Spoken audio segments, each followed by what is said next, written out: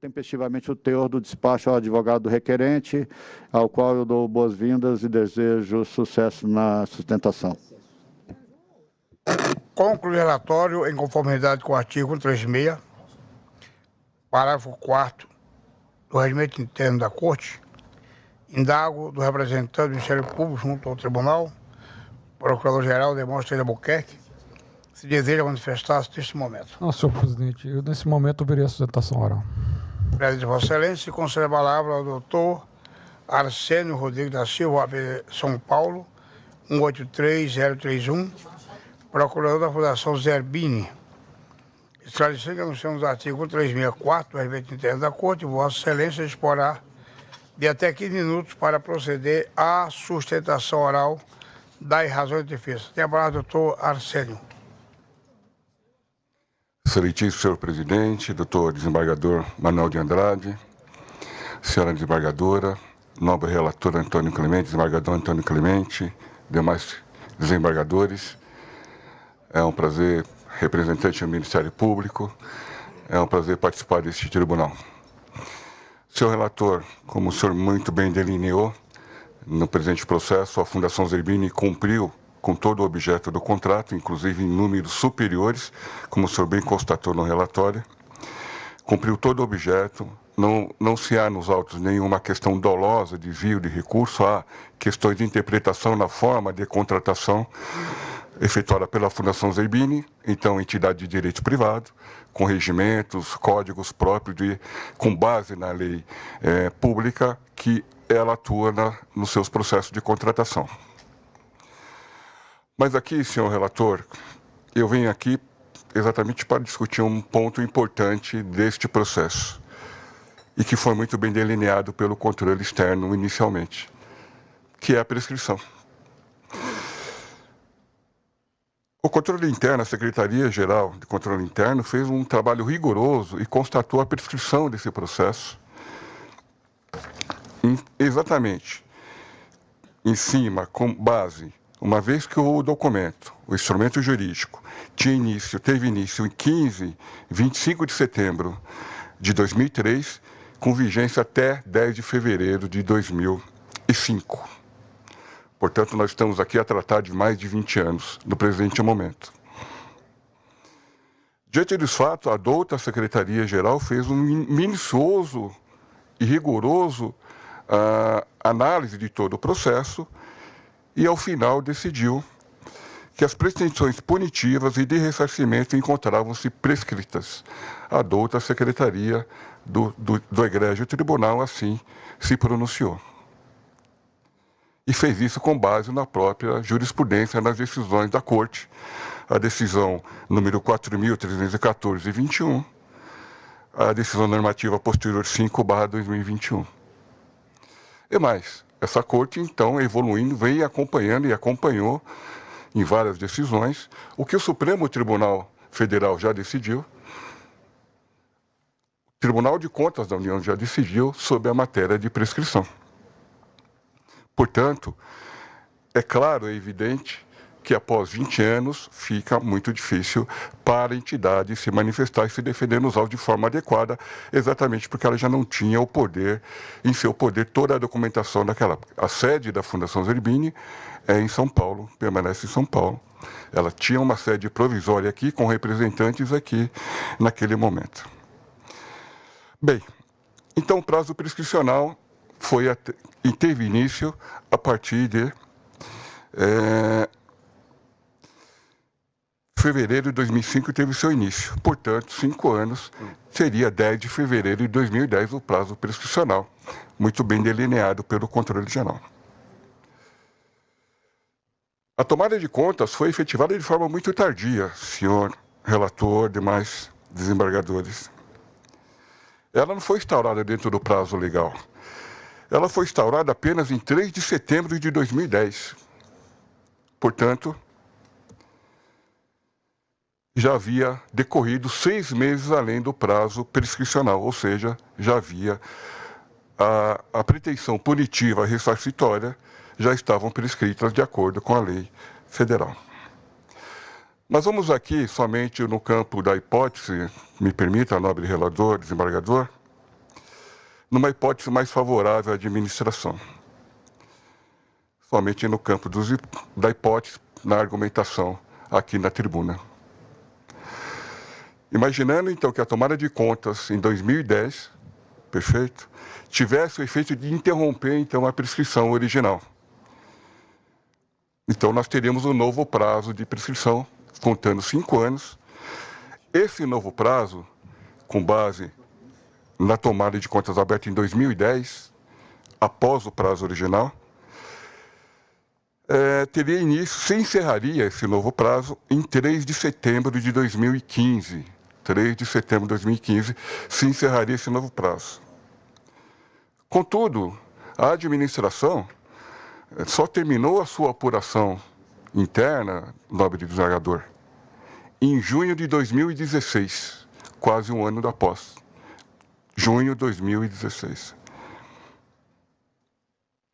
E as citações lida pelo nobre relator aos ex-dirigentes teve início apenas em agosto de 2019.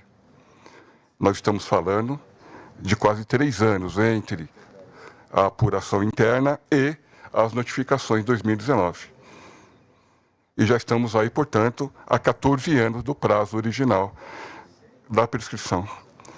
Então, nobre relator, mesmo no campo da hipótese, fica muito difícil a argumentação de que a administração teria o direito de reabrir ou de que estaria suspenso o prazo prescricional. Vejam que ela demorou 3 anos para fazer essa notificação, essas citações.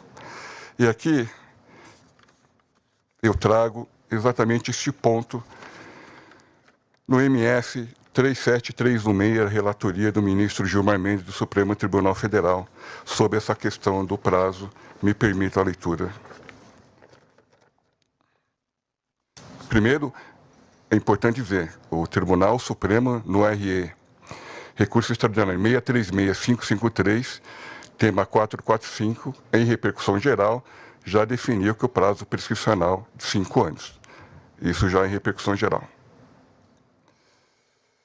Diz o ministro, o termo inicial do prazo prescricional deve coincidir com o momento em que a Corte de Contas tem ciência dos fatos. Aí cita novamente o recurso especial, extraordinário, 636553, e o tema 445, repercussão geral. Continua o ministro. Admitir-se que o prazo prescricional possa ser interrompido por um número indeterminado de vezes, bastando que para isso se verifique a ocorrência de uma das causas previstas no artigo 2º da Lei 9.873/99, seria o mesmo que, na prática, chancelar a tese da imprescritibilidade das apurações levadas a efeito pelo TCU, o que não encontra ressonância no ordenamento jurídico brasileiro. Assim decidiu o Supremo Tribunal Federal. Necessidade de preservação da previsibilidade e da segurança jurídica nas relações existentes entre a Corte de Contas e as pessoas e entidades sujeitas ao seu controle. Incidência do princípio da unicidade, interrupção prescricional, artigo 202, caput do Código Civil. É o Supremo Nobre Relator dizendo da questão prescricional e que isso não pode ser ad eterno sendo reaberto. Que isso não pode, há um limite para o poder sancionador tomar a sua decisão e encerrar o processo.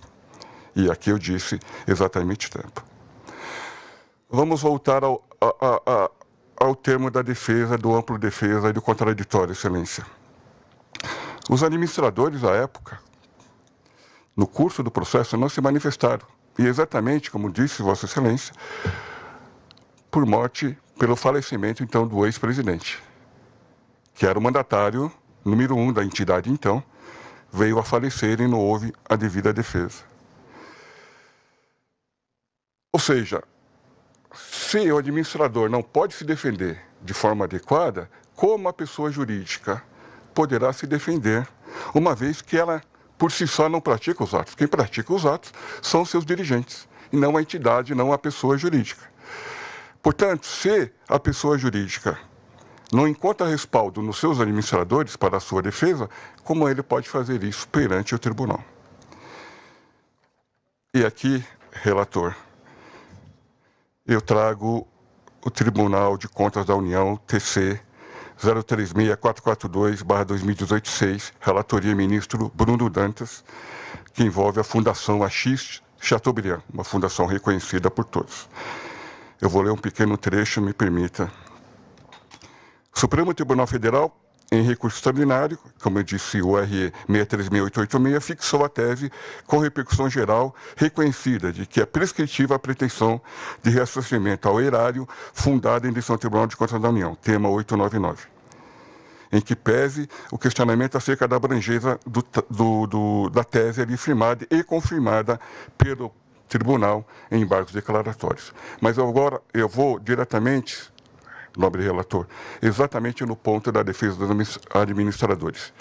Disse o ministro Bruno Dantas, abro aspas, nesse sentido, se em virtude de determinadas circunstâncias os dirigentes que a representam, pessoa jurídica, têm o pleno exercício do contraditório e da ampla defesa impossibilitado, por consequência, a defesa da entidade por eles representado resta prejudicada, em razão da sua incapacidade de exercitar seus próprios atos. No caso vertente, se os herdeiros administradores estão impossibilitados, no mesmo caminho segue a pessoa jurídica. Portanto, devem ser consideradas iliquidáveis as contas também da fundação. É uma decisão do TCU. Na mesma esteira, o TCU julgando contas agora da própria relator Fundação Zerbini, também com tomada de conta especial, relator ministro Haroldo Cedras, TC 004329 de 2014, 7, a decisão de agosto de 23, nesse mesmo assunto, coincidentemente no mesmo período, há 20 anos atrás, decidiu, abro aspas, é preciso reconhecer que o tempo transcorrido entre o fato gerador e o chamamento processual, no mínimo 13 anos, mas que alcançou, no caso, extremo 20 anos. Além de dificultar a produção de prova, enfraquece a lembrança dos fatos e prejudica, sem dúvida, a defesa daqueles responsáveis. Não há como negar que insistir em levantar a responsabilidade neste momento implicaria em risco real de se produzir injustiça sob argumento de busca pela justiça. Assim, a única conclusão possível é que as contas da Fundação Zerbini devem ser consideradas iliquidáveis. Por todo exposto, senhor relator, por tudo aqui delineado pela decisão do Supremo Tribunal Federal, pelo TCU e pela garantia da prescrição, então essa defesa encerra, já mais uma vez agradecendo, requerendo o acolhimento da manifestação, então, da Secretaria-Geral, do reconhecimento da prescrição e das pretensões punitivas ressarcitórias, e subsidiariamente, à luz da jurisprudência do Tribunal de Contas da União e do Supremo Tribunal Federal, o reconhecimento da iliquidabilidade das contas, diante da impossibilidade do pleno exercício do contraditório e da ampla defesa. E, como consequência, o arquivamento definitivo da tomada de conta especial. É o que pede para a defesa e agradece à Egrégia Corte. Muito obrigado. Agradeço ao doutor Arsênio Rodrigues e ultimada a sustentação oral das ações de defesa, devo a palavra ao relator do processo, desembargador de contas, André Clemente Lara de Oliveira. Agradeço, doutor Arsênio, as importantes informações trazidas. Informo que degravarei a sustentação e anexarei ao processo para análise posterior e disponibilizo o prazo de até 10 dias para a juntada de memoriais, se assim desejar. Perfeito. Muito obrigado, excelência. Boa tarde a todos. Vossa Excelência, tem mais um processo, que é o de 00600, final 9